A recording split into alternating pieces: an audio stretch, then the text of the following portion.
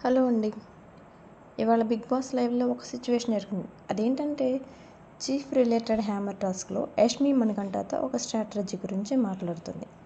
అదేంటంటే మన క్లాన్‌లో అందరూ ఎలిమినేట్ అయ్యారు కాబట్టి ప్రేరణ చీఫ్ అయితే మన స్ట్రెంగ్త్ అనేది నార్మల్‌గానే ఉంటుంది, ఈక్వల్ అవ్వదు.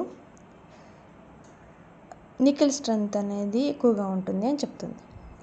ఆ మాటకి మణికంఠ ఏమంటాడంటే, నీకు ఈ ప్లాన్ ఉన్నప్పుడు నన్నెందుకు హ్యామర్ పట్టుకోకుండా డోర్ దగ్గర ఆపేశావు అని చెప్పేసి మణికంఠ అడుగుతాడు. కరెక్టే కదండి. ఎందుకంటే మణికంఠనే డోర్ దగ్గర స్టాప్ చేసింది. అదేవిధంగా మణికంఠ ఒక మాట అడిగినందుకు మణికంఠ మీద ఫైర్ అయింది. ఏమనంటే మణికంఠ అడిగాడు, నువ్వెవరికి ఇద్దాం అనుకుంటున్నావు హ్యామర్, నువ్వెవరికి ఇద్దాం అనుకుంటున్నావు అని.